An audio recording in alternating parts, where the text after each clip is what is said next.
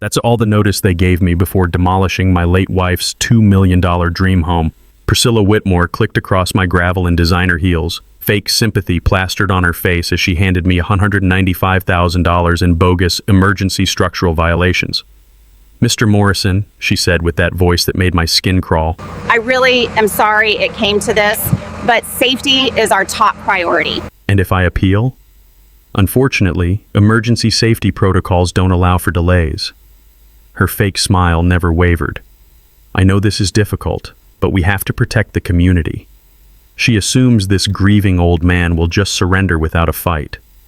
She has no idea she just picked the wrong target. I'm Calvin Morrison, 63, retired government consultant to everyone here. What Priscilla doesn't know is about to destroy her entire world. Ever dealt with HOA abuse? Drop your stories below, because Priscilla's about to learn the most expensive lesson of her life. Gradius, let me back up and tell you how this whole mess started.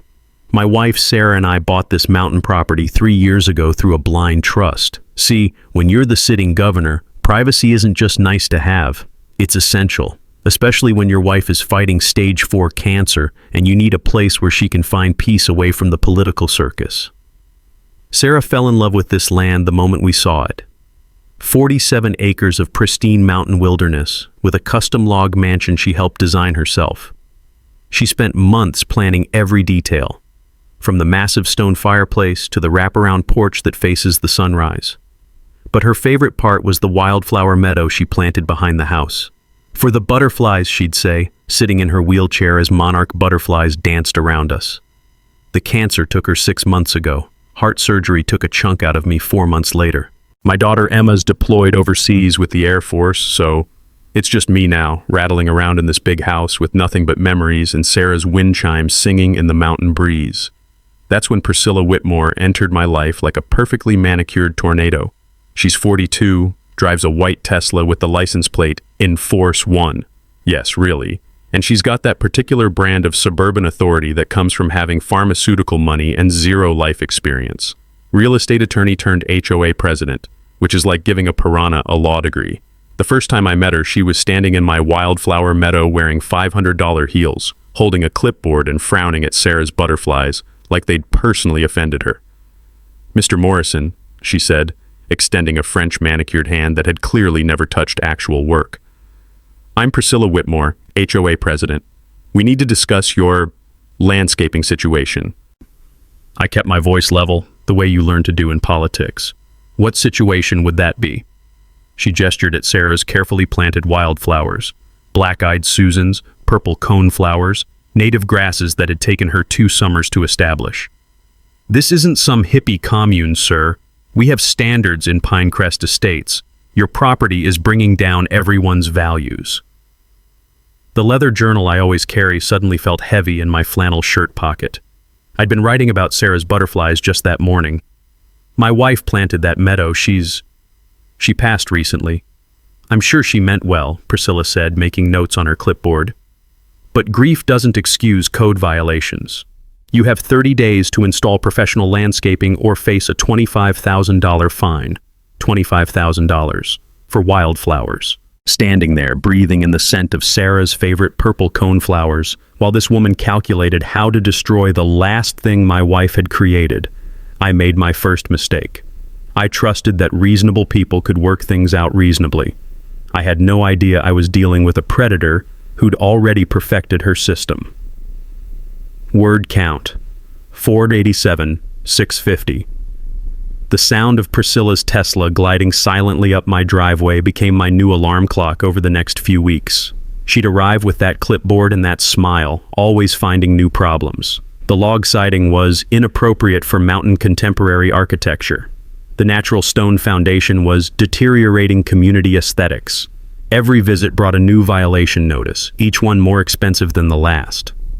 What I didn't know then, what took me weeks to figure out, was that Priscilla had been running this same scam on other residents for 2 years. She'd target older folks, widows mostly, people she figured wouldn't fight back, create impossible-to-fix violations, pile on the fines, then offer to help by connecting them with developers who'd buy their properties for pennies on the dollar. Those developers just happened to be her business partners. But sitting there that first day, watching her walk back to her Tesla in those ridiculous heels, all I could think about was Sarah's voice. "Mark, honey, promise me you'll keep the butterflies safe." I was about to learn that some promises are harder to keep than others. 2 weeks later, Priscilla escalated. I was drinking my morning coffee on the porch, watching a monarch butterfly land on one of Sarah's black-eyed Susans, when I heard the Tesla's silent approach. The gravel crunched under designer heels as Priscilla marched up my walkway carrying what looked like a legal document thicker than a phone book. "Mr. Morrison," she announced, that fake smile plastered across her face, "I have some unfortunate news about your architectural violations." She handed me a violation notice that made my coffee go cold. $65,000 in fines for non-compliant log construction degrading community property values. The document claimed my custom log mansion, the one Sarah had helped design, the one that had cost us $2 million to build, was somehow an architectural eyesore that violated community standards. "This is ridiculous," I said, keeping my voice steady even though my heart was pounding. "This house was built to every code specification. We have all the permits." "Oh, I'm sure you do," Priscilla replied, flipping through her clipboard with theatrical concern. "But permits are one thing.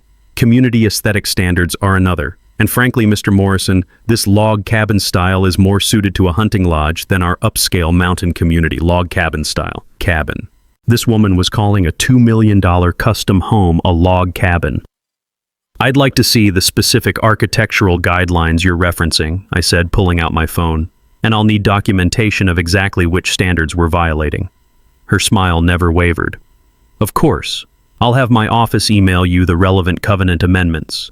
You have 14 days to submit a compliance plan or the fines will increase to accommodate legal proceedings."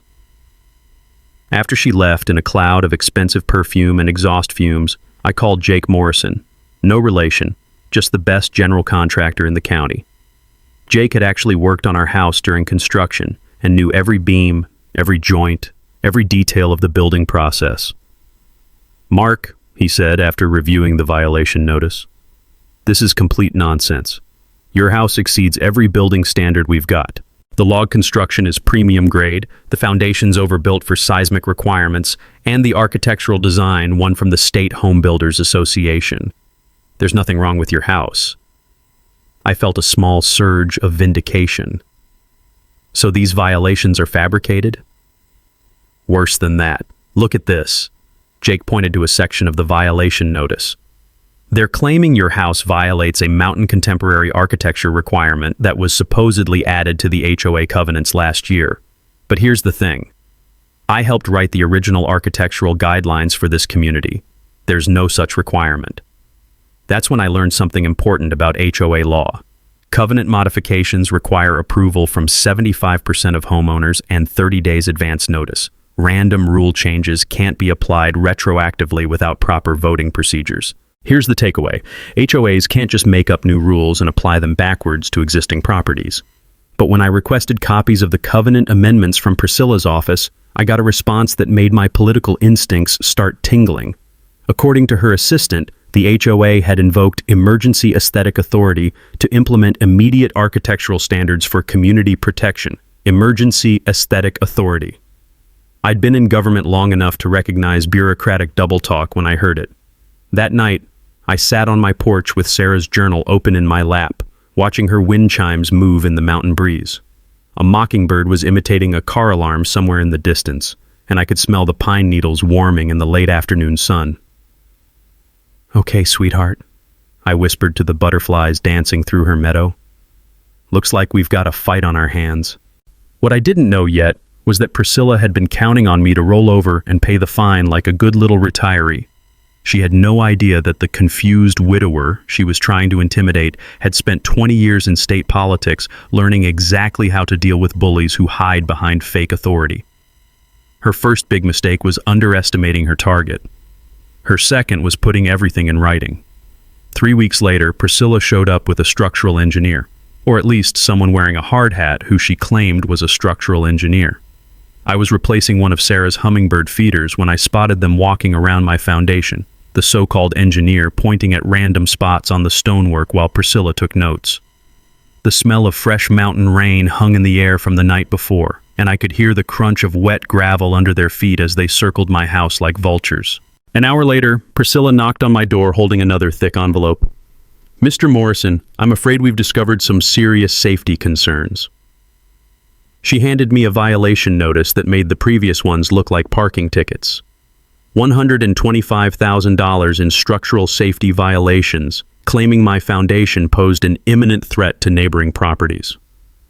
"According to our certified structural analysis," she continued, reading from her clipboard, "your foundation shows signs of critical settlement that could cause catastrophic failure. For the safety of the entire community, these violations must be addressed immediately." I studied the engineering report, which was about as professional as a grocery list. No photos, no measurements, no specific locations of supposed problems. Just vague language about concerning structural irregularities and potential community-wide safety risks. "I'd like to get a second opinion," I said. Priscilla's smile tightened slightly. "Of course, but please understand, Mr. Morrison, that emergency safety violations require immediate response. We can't wait for lengthy appeals processes when lives might be at risk." After she left, I did what any reasonable homeowner would do. I called a real structural engineer.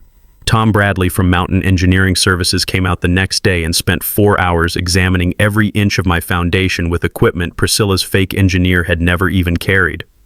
"Mark," Tom said, showing me his moisture meter readings, "this is some of the most solid foundation work I've seen in 30 years.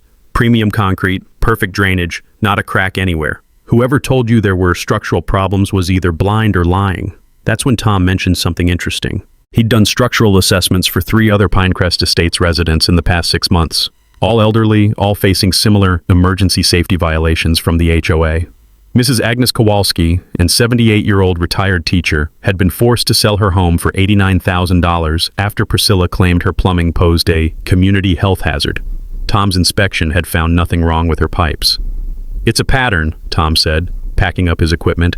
"They target folks who seem vulnerable, create fake emergencies, then pressure them to sell fast before they can appeal." That afternoon, I started my own investigation.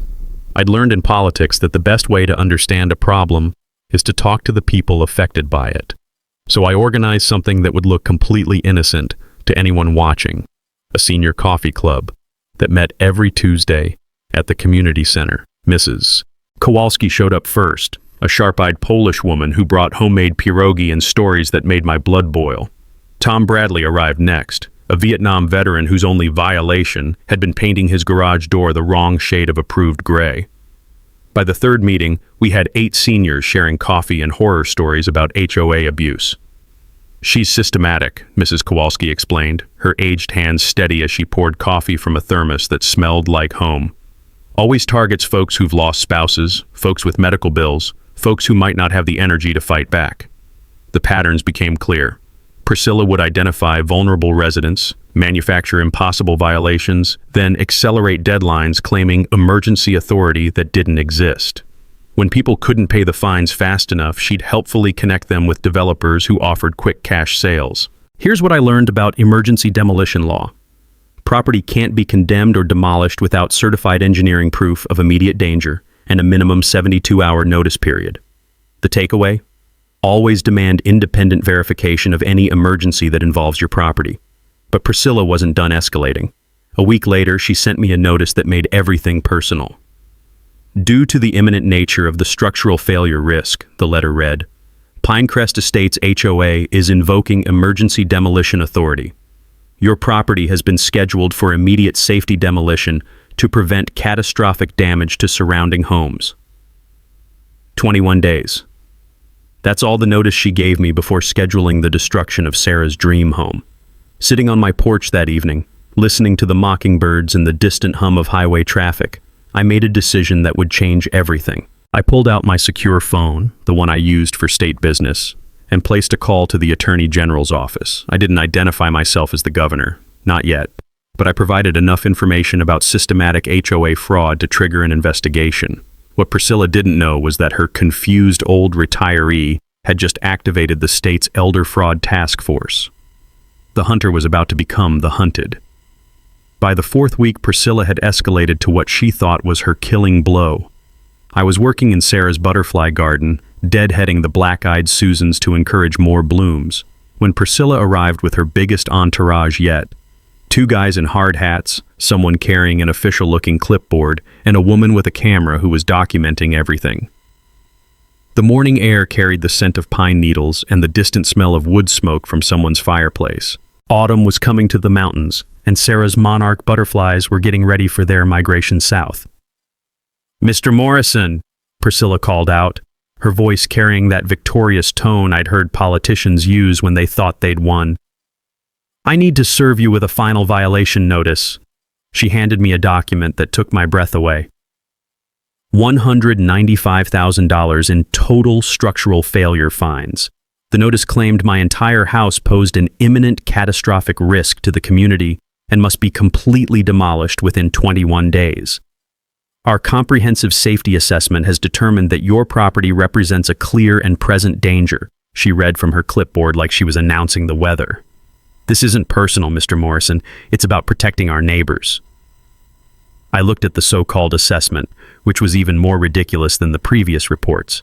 It claimed my house was experiencing foundation liquefaction, load-bearing timber failure, and catastrophic structural displacement, problems that would have made my house uninhabitable years ago.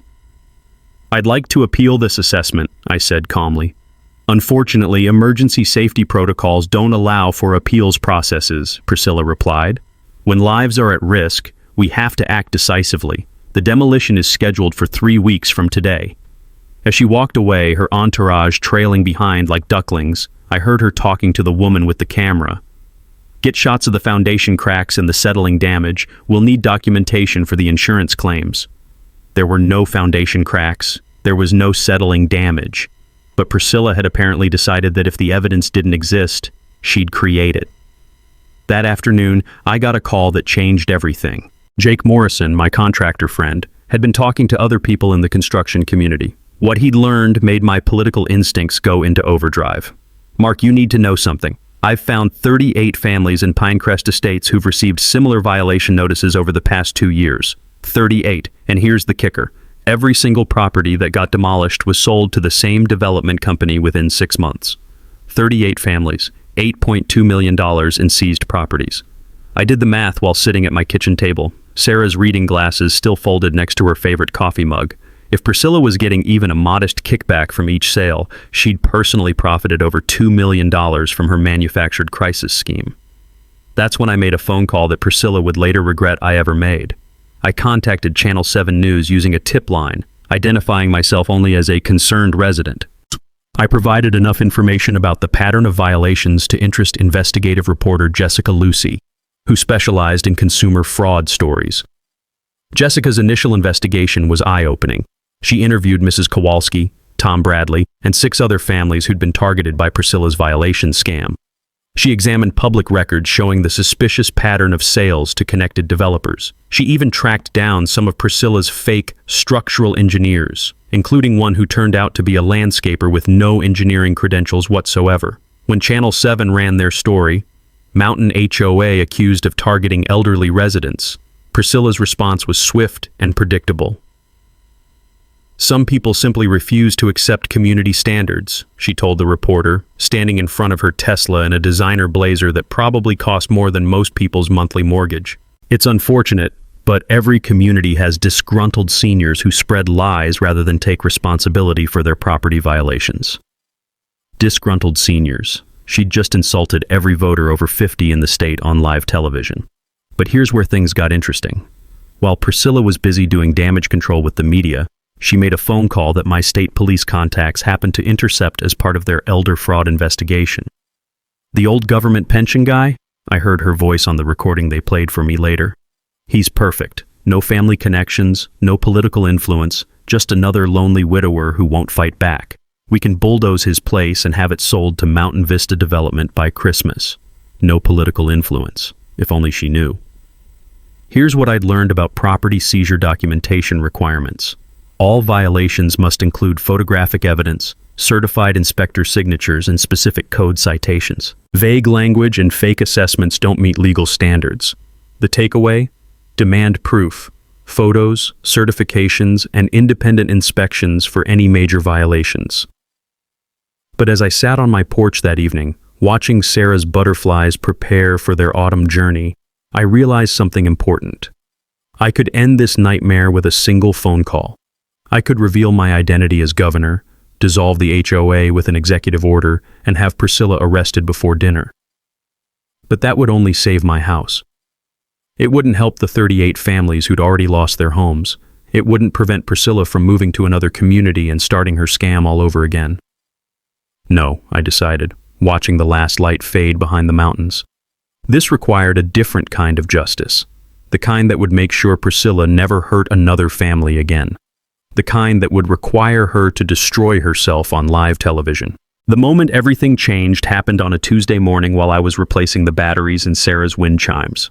I'd left my kitchen window open to let in the cool mountain air, and I was balanced on a stepladder adjusting the chimes when I heard Priscilla's voice drifting from her phone conversation on my driveway. She was talking to someone about scheduling the demolition, and she apparently thought she was far enough away that I couldn't hear her. She was wrong. "The old government pension guy?" Priscilla laughed, and I could hear the cruel satisfaction in her voice. "Trust me, he's perfect for this. No family connections, no political influence, just another lonely widower who won't know how to fight back. His wife died of cancer, so he's probably still too grief-stricken to think straight." I froze on that stepladder, Sarah's chimes still and silent in my hands. "We can bulldoze his place and have it sold to Mountain Vista Development by Christmas," Priscilla continued. "Greg's already lined up the buyers, some tech executive from California who wants a mountain retreat. We're looking at a clean $2.1 million flip." The pieces fell into place like tumblers in a lock. Priscilla had been targeting me specifically because she thought I was vulnerable. A recent widower with no political connections, no family support, no ability to fight back against her manufactured violations. If only she knew. I climbed down from that ladder and walked into my house, past Sarah's reading chair, past the photos of our life together, straight to the secure safe where I kept my official documents. I pulled out my governor's credential wallet and stared at the gold badge that represented 20 years of public service. Priscilla Whitmore had just targeted the one person in her entire community who had the authority to dissolve her HOA with a single executive order. She'd chosen to victimize the one resident who could trigger federal investigations, activate state police task forces, and personally coordinate with the Attorney General's office. But here's what hit me as I stood there holding that badge. Revealing my identity now would only save my house. It would end Priscilla's scheme, sure, but it wouldn't help Mrs. Kowalski get her home back. It wouldn't restore Tom Bradley's savings. It wouldn't compensate the 38 families she'd already defrauded. If I wanted real justice, the kind that would make sure she never hurt another family, I needed to let her destroy herself completely. I needed to build a case so airtight that she'd face federal prison time for organized fraud. I needed to stay undercover just a little longer. That afternoon, I made a series of phone calls that would have terrified Priscilla if she'd known about them. First, I contacted the state police white-collar crime unit and provided them with detailed information about the systematic fraud patterns. Then I called the FBI's Elder Abuse Task Force and gave them everything I'd documented about the property seizure scheme. Finally, I placed a call that made this personal. I contacted the Attorney General directly and explained that I had evidence of organized fraud involving RICO violations, racketeering charges that could put Priscilla away for 20 years. Here's what I learned about federal fraud law. When someone uses fake violations to systematically steal property from multiple victims, it qualifies as organized crime under the Racketeer-Influenced and Corrupt Organizations Act. The takeaway: systematic property theft through manufactured violations is federal racketeering, not just local fraud. But as I hung up from that final call, I realized something that made me smile for the first time in weeks. Priscilla had made the classic mistake of every small-time crook who gets too successful. She'd started believing her own publicity. She thought she was untouchable because she'd gotten away with it 38 times before. She thought her victims were too old, too vulnerable, too isolated to fight back effectively. She had no idea that her 39th victim was about to teach her the difference between picking on defenseless seniors and messing with someone who'd spent 2 decades learning how to take down corrupt officials. That evening, I sat on my porch with Sarah's journal open in my lap, listening to the wind chimes she'd chosen play their gentle melody in the mountain breeze. A great horned owl was calling from somewhere in the pine trees, and I could smell the crisp scent of approaching autumn. "Okay, sweetheart," I whispered to the butterflies still dancing through her flower garden. "Time to show this lady what happens when you threaten our sanctuary." The hunter was about to discover she'd been stalking a grizzly bear. The next morning, I transformed from Mark Morrison, the confused widower, into Governor Calvin Morrison, the strategic planner. First, the physical preparation. I installed a comprehensive security system around my property. Cameras hidden in birdhouses, motion sensors disguised as garden lights, and audio recording equipment that could capture conversations from 50 yards away. Every interaction with Priscilla would now be documented with digital evidence that could hold up in federal court. The smell of fresh-cut wood filled my garage as I built hidden mounts for the equipment, the familiar scent taking me back to weekends when Sarah and I had worked on home projects together. This time, though, I was building a trap instead of a deck. Next came the legal strategy. I coordinated with Attorney General Patricia Hayes, who still had no idea I was calling from my personal phone rather than the governor's office, to build an airtight RICO case. Patricia assigned Detective Maria Santos, the state's leading expert on elder fraud, to investigate the systematic pattern of property theft. "Whoever's feeding us this information," Detective Santos told Patricia during a call I was secretly monitoring, "they understand law enforcement procedures better than most cops. The evidence is organized perfectly. Timelines, financial records, victim statements. It's like they're building the case for us." If only they knew. My senior coffee club became the perfect cover for gathering victim testimonies. Every Tuesday, 8 elderly residents would gather in my living room, sharing stories and evidence while I documented everything in my handwritten journals. To any outside observer, we looked like lonely seniors seeking companionship. In reality, we were building a federal case. Mrs. Kowalski proved to be an invaluable ally. Her sharp mind and meticulous record-keeping had preserved every document from her own property theft ordeal. "I worked as a bookkeeper for 40 years, she explained, spreading receipts and letters across my kitchen table while the scent of her homemade pierogi filled the air. When someone tries to steal from you, you save everything." Tom Bradley brought military precision to our evidence gathering. His combat experience had taught him surveillance techniques that helped us track Priscilla's movements and document her meetings with the development company. "Basic reconnaissance," he said, showing me photos of Priscilla meeting with Mountain Vista development executives at an upscale restaurant. "Know your enemy's patterns." The financial calculations were staggering. 38 properties stolen over 2 years, with an average value of $215,000 each. Priscilla's personal kickbacks totaled $2.1 million, while her development partners had profited over $6 million from below-market purchases.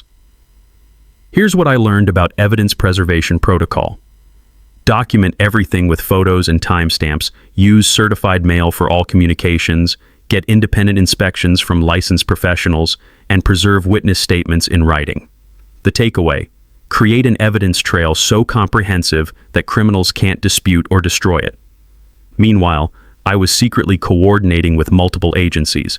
The FBI's white-collar crime unit was preparing federal charges. The state attorney general's office was building RICO violations. The state police elder abuse task force was documenting the systematic fraud patterns. And the governor's office, through carefully anonymous tips, was preparing emergency legislation to prevent future HOA abuse. The timeline was crucial. Priscilla had scheduled my demolition for Friday at 9 a.m. I planned my revelation for Thursday at 8 a.m. during the emergency HOA meeting she'd called to celebrate the successful resolution of the Morrison safety crisis. She thought she was holding a victory party. She had no idea she was walking into her own arrest. But the most important preparation was emotional. Every evening I sat on my porch with Sarah's journal, writing letters to the wife I'd lost and the community I was about to save. Her wind chimes played their gentle songs, while monarch butterflies prepared for their migration south, just as they had during her final autumn with me.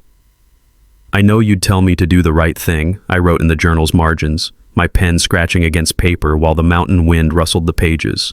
"Even if it means risking everything we built here."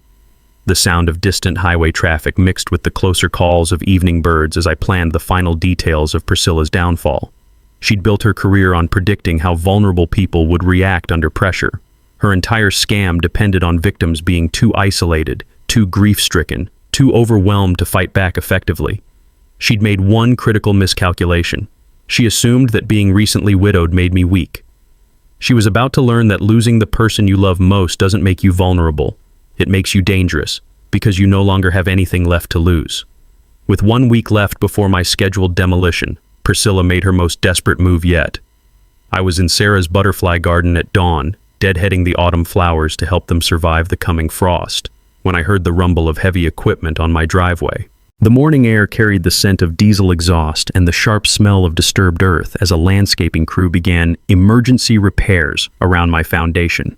They weren't making repairs. They were creating the damage Priscilla needed to justify her fake engineering reports. I watched through my kitchen window as 3 men with sledgehammers and crowbars systematically damaged the stonework around my foundation. One of them was taking before and after photos, while another carefully created cracks that would look convincing to untrained eyes. Everything was being recorded by the hidden cameras I'd installed the week before. "Mr. Morrison," Priscilla called out when she spotted me watching from the window. She was wearing another designer outfit that probably cost more than most people's monthly salary, her clipboard held like a shield against any criticism. "We're conducting emergency foundation stabilization to prevent immediate collapse. Emergency foundation stabilization. With sledgehammers." "I didn't authorize any work on my property," I said, stepping onto the porch where my hidden microphones could capture our conversation. "Unfortunately, emergency safety protocols don't require individual authorization," Priscilla replied, consulting her clipboard with theatrical concern. "When structural failure poses an imminent risk to neighboring properties, the HOA has authority to take protective action." She was manufacturing evidence in broad daylight, confident that a confused widower wouldn't have the resources to challenge her fake authority. That afternoon, I received a call that confirmed my suspicions about how deep this corruption went. Building Inspector Randy Walsh, the same inspector who'd certified Priscilla's previous fake violation reports, had been caught accepting $5,000 to sign off on the catastrophic structural failure assessment of my home. Detective Santos, still unaware she was talking to the governor, filled me in on the details. "We've got Walsh on tape taking the bribe," she explained during our secure phone conversation. "He's agreed to cooperate in exchange for reduced charges. Turns out he's been taking money from Whitmore for over a year to rubber stamp her fake engineering reports." The corruption was systematic. Priscilla had bought herself a building inspector, several fake engineers, and enough local officials to make her property theft scheme look legitimate. She'd created an entire network of fraud designed to prey on vulnerable seniors. But while Priscilla was busy creating fake evidence, she made a crucial error that revealed just how desperate she'd become. She started pressuring other residents to support her emergency demolition order by claiming I was mentally unstable due to grief. "Poor Mr. Morrison has been struggling since his wife passed," she told Mrs. Henderson at the community mailboxes, not knowing that Mrs. Henderson was part of our Tuesday coffee group. "He's become confrontational and paranoid. Honestly, I'm worried about his mental state." Mrs. Henderson, bless her sharp mind, played along perfectly. "Oh my, that does sound concerning. What kind of confrontational behavior?"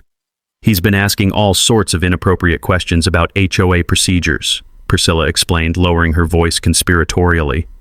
"Demanding to see covenant amendments, questioning our emergency authority, even threatening to contact state officials.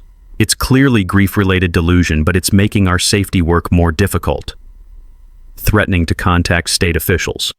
If only she knew.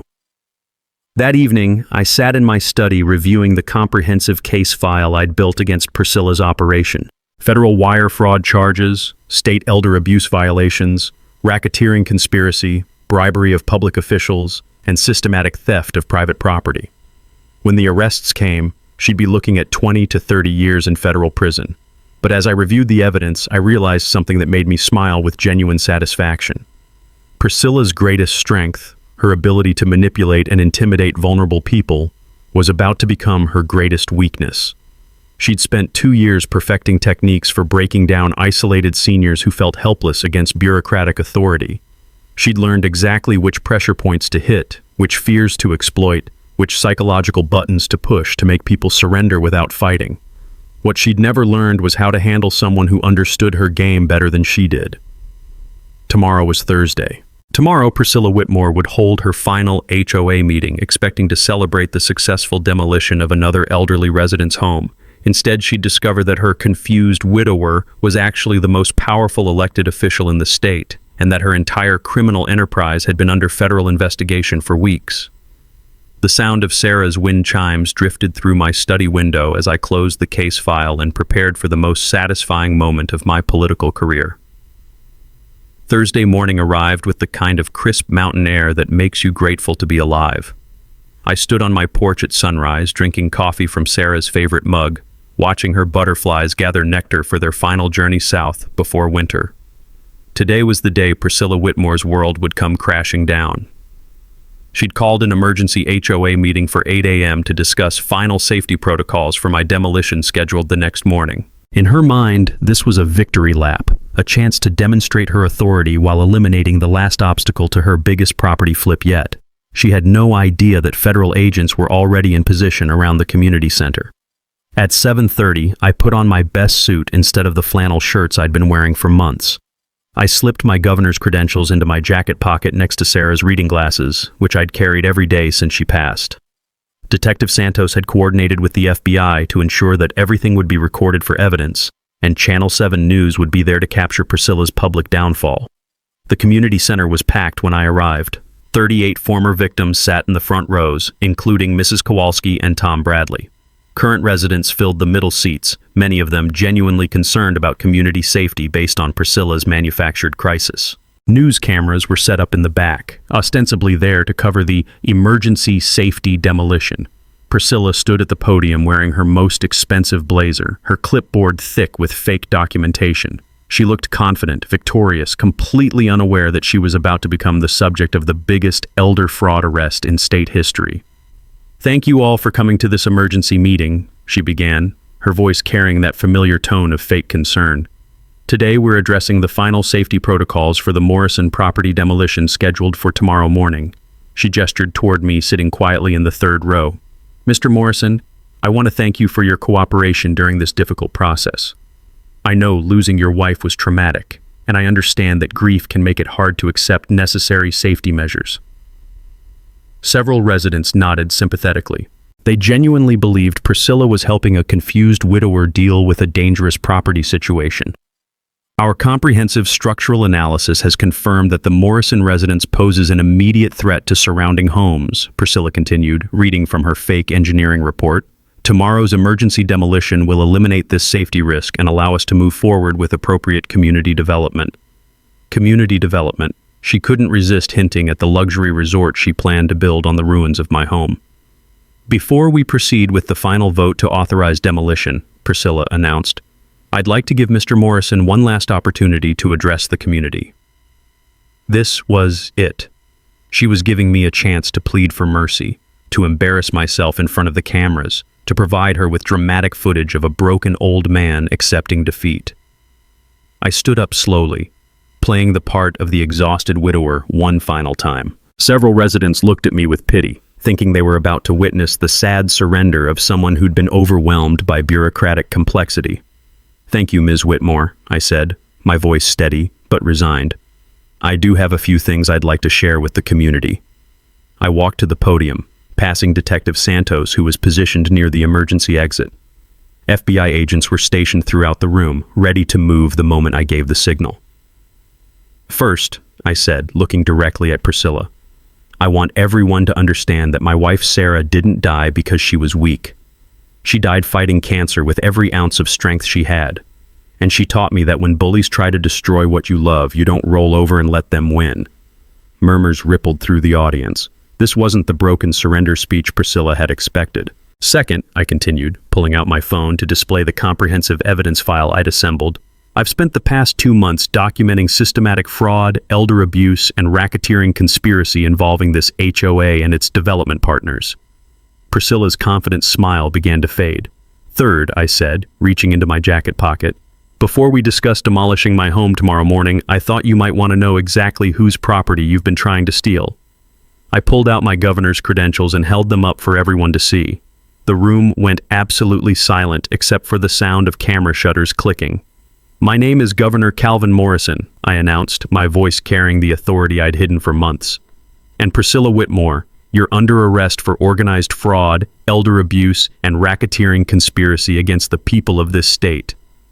Detective Santos moved forward with handcuffs as FBI agents blocked the exits. Priscilla's face went white as she realized that her helpless widower was actually the most powerful elected official in the state.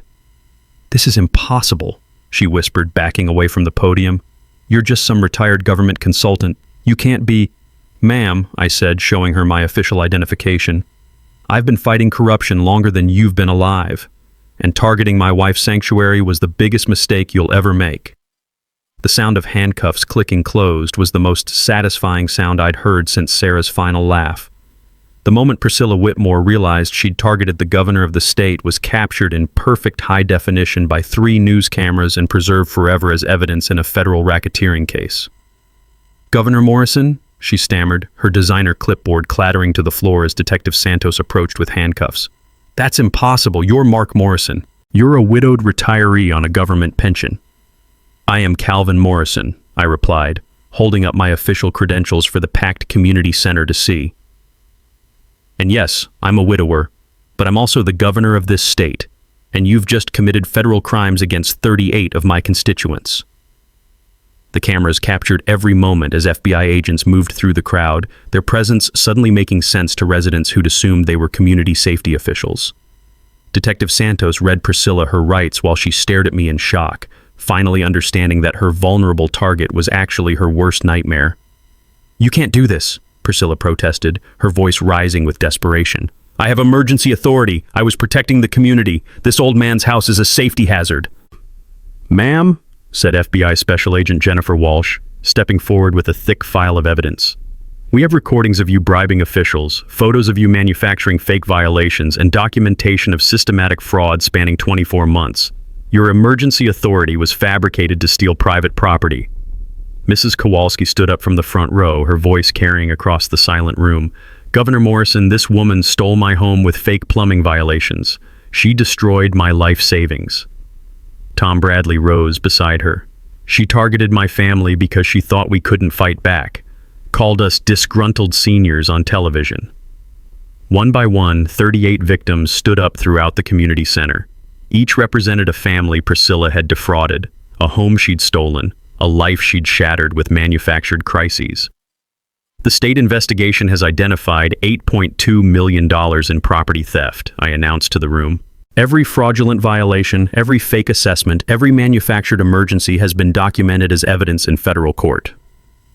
Channel 7's cameras captured Priscilla's complete breakdown as she realized the scope of the case against her. "You don't understand," she pleaded with the reporters. "These people were violations. Their properties were substandard. I was maintaining community values."